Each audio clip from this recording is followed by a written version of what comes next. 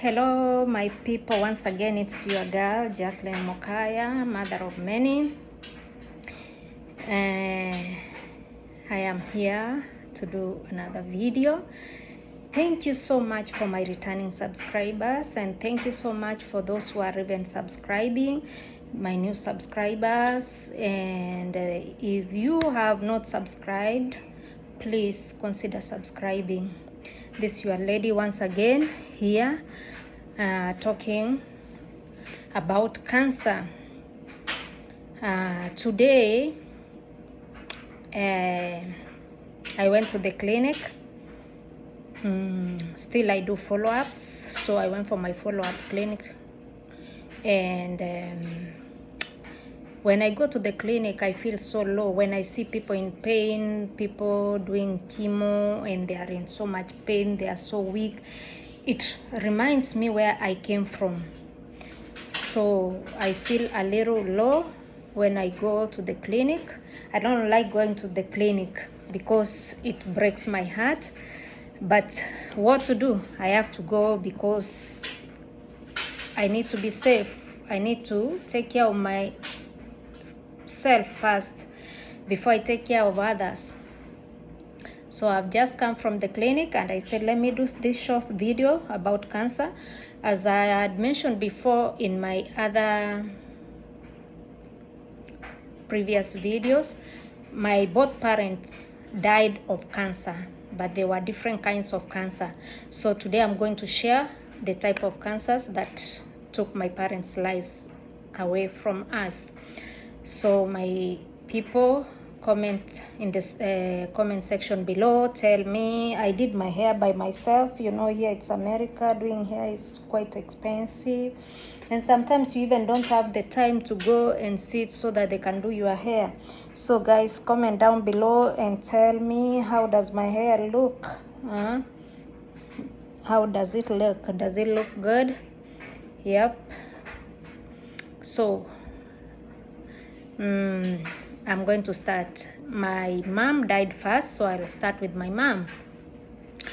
My mom had cervical cancer, or cancer of the cervix, and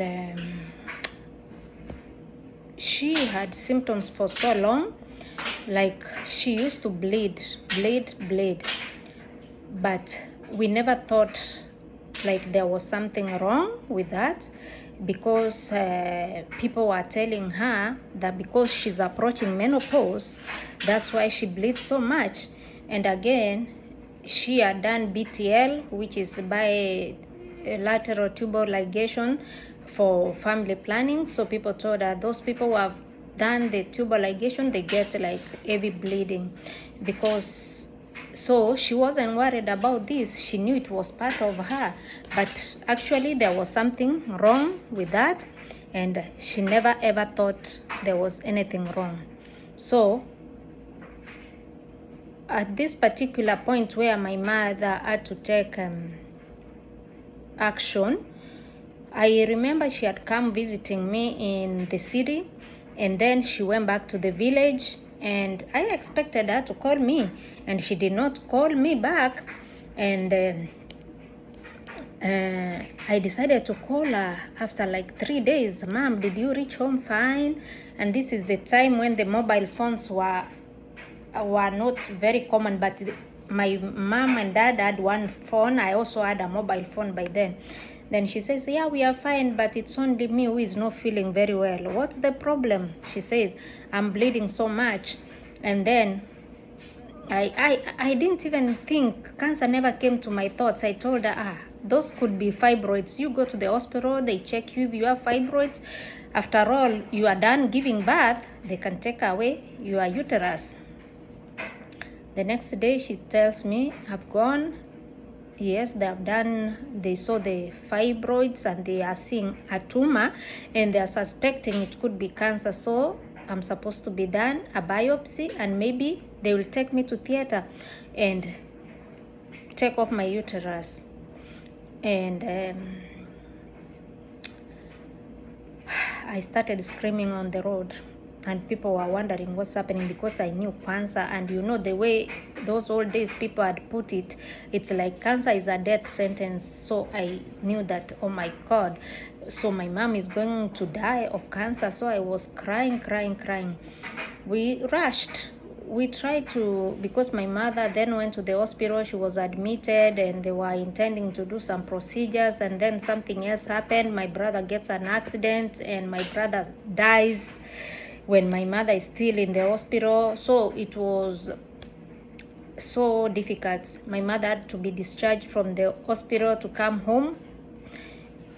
And what they did, because she was bleeding so much, they cut part of the tumor so that she can be okay to come and bury the son.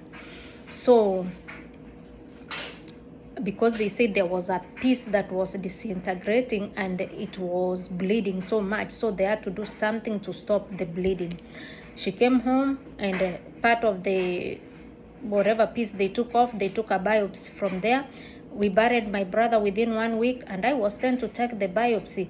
In Kenya, guys, you understand how it was those old days. I had to take a bus from Kisii to Nairobi to take the specimen for biopsy those old days.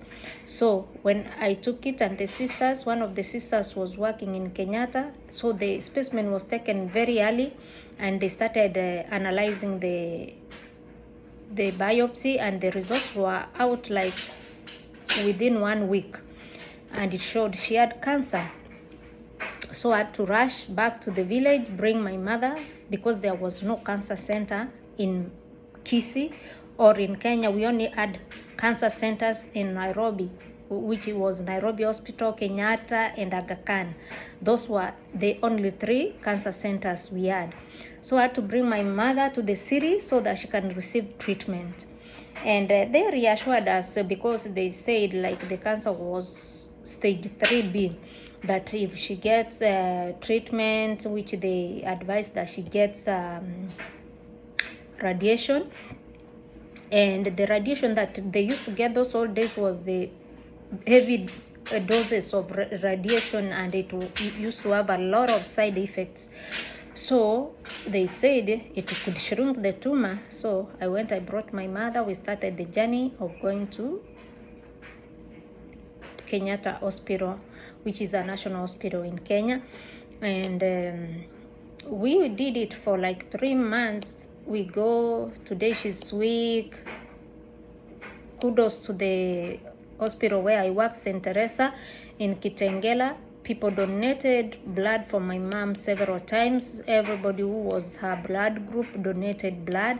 It was hectic because I take her for radiation. They say, oh, her blood is low, so she needs to be transfused before she can continue. I go look for blood, and I take my mother back to the house because they were not admitting her. I leave her in the house. I go look for blood.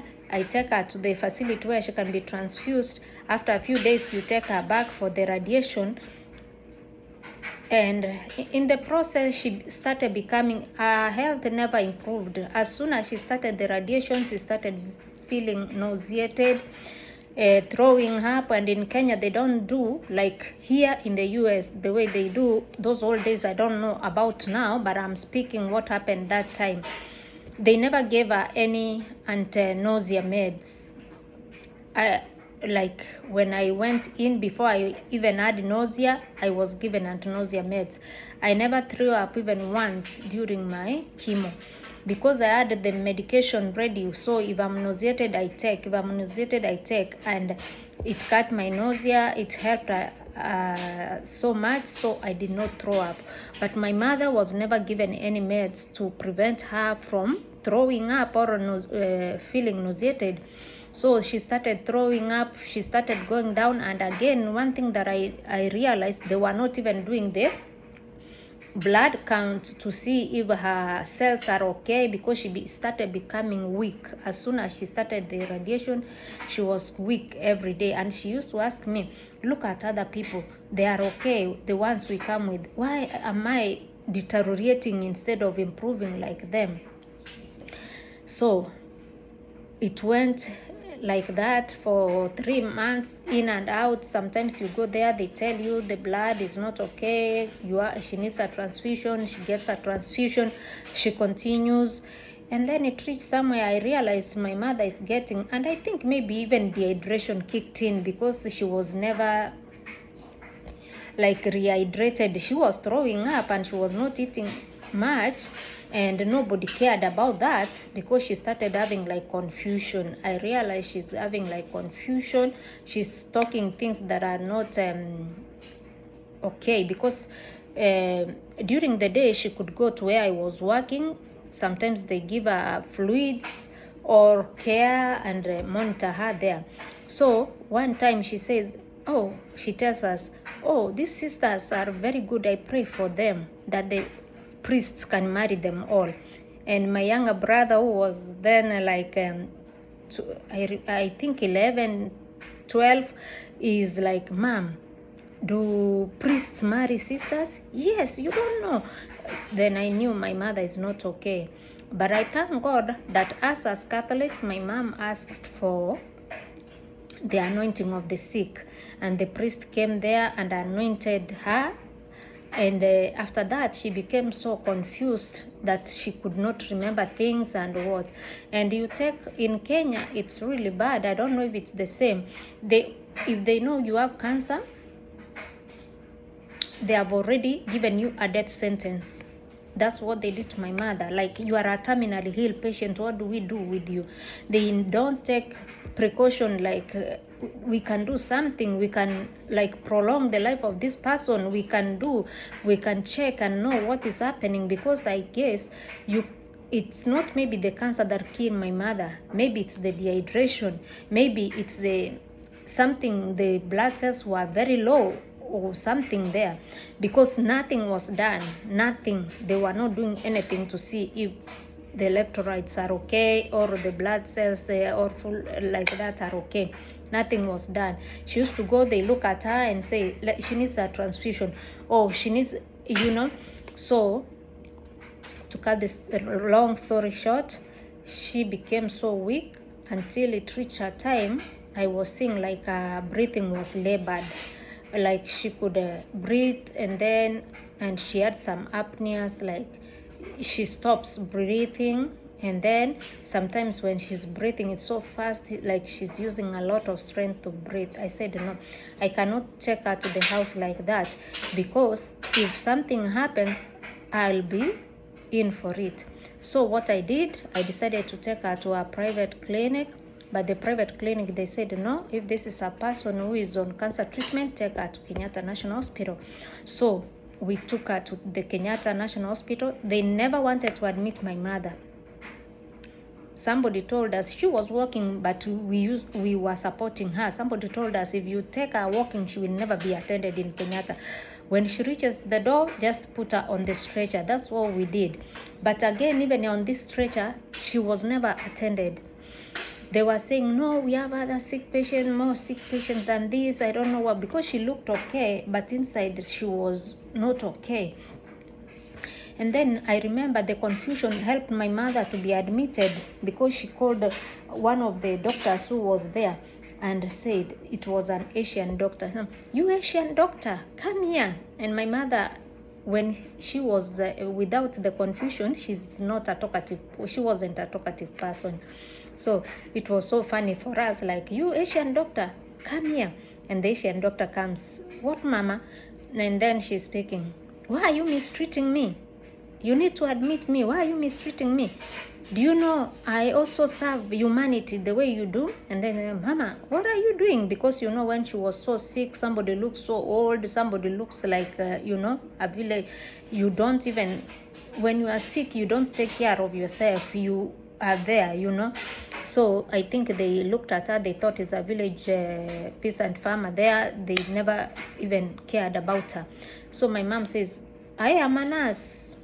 I've served. So she started, the doctor got interested, asked her. She was confused, of course. She was saying, when she was being asked, how many kids you have?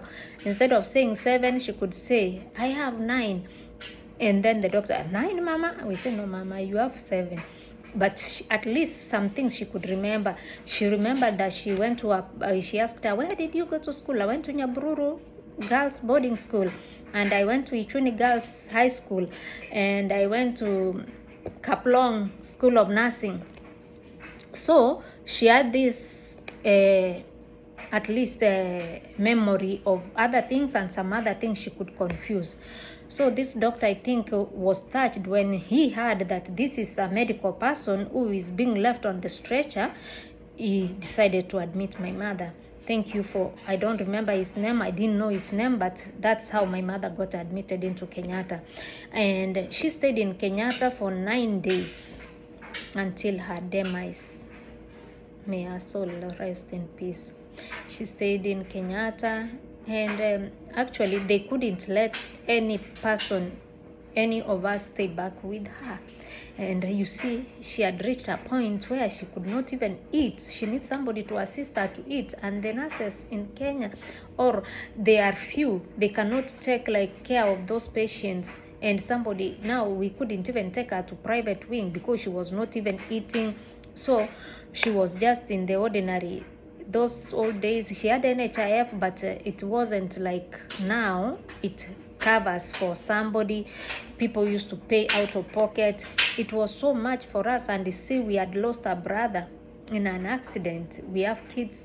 It was so much confusion, so much trauma to the family. So 9 days later, my mother died.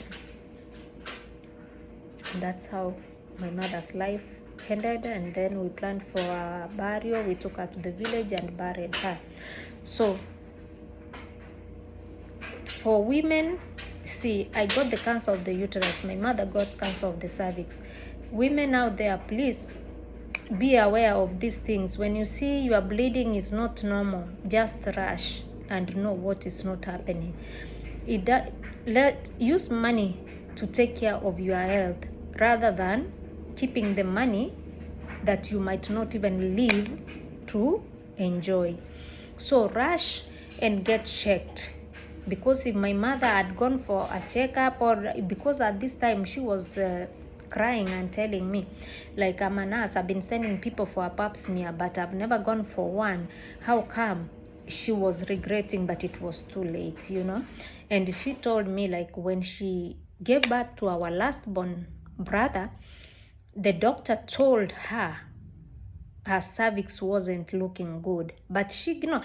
And I said, Mom, you've never disclosed all this. How comes? Because you could be thinking, if the doctor told me my cervix doesn't look good, could it be having a problem since I'm having heavy bleeding?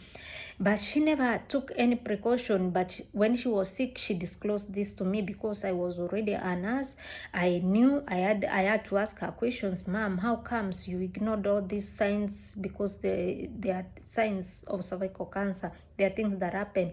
So how comes you didn't realize? So she shared a lot to me, and I felt for her. It was so painful because of all that she was going through. And she died, and we were still young. I'd started working. Our last born was in class 6 in Kenya, and our second last born had not finished high school yet. So it was so much. Nobody was stable. I'm the only one working, and my job was not really like I was earning a lot. So these peanuts I could squeeze and share with the whole family. They came to stay with me in my small house where I lived then, and I went through a lot. It was so depressing, losing 2 people within 3 months. My brother was not sick. He died of an accident. He got injured and died that same day. My mom died of cancer, but I guess she was neglected. If they took good care of her, she couldn't have died that time. Maybe they could have prolonged her life, because nobody checked if she was dehydrated. Nobody checked if she was anemic, and I didn't have the power to do that. Because I was taking her to the clinic. You go to the radiation clinic, they tell you, they look at the eyes and they tell you, your mama is pale, take her for a blood transfusion. So They were doing things I never saw them do. They like take her for this and that and that. I don't know if we didn't have the machinery at that time, I don't know, but Kenyatta is a very big hospital. I believe they could have done something to save my mother's life, but I don't blame them. Maybe I don't, because God is in control of everything. Maybe that's how God wanted it to be. Maybe, but because they took good care of me here, see, I'm a living testimony. I'm here, I'm okay, I can testify to the world. But my mother just perished within 3 months after losing the son, the pain of losing the son. She also went and left us.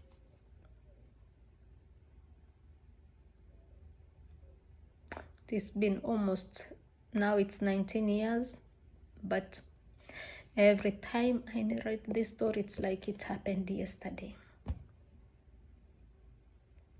It's like it happened yesterday. So my brothers and sisters, I planned to give a long video, explain to you what the cancers that my parents had, but today I just managed to do about my mother. She had cervical cancer.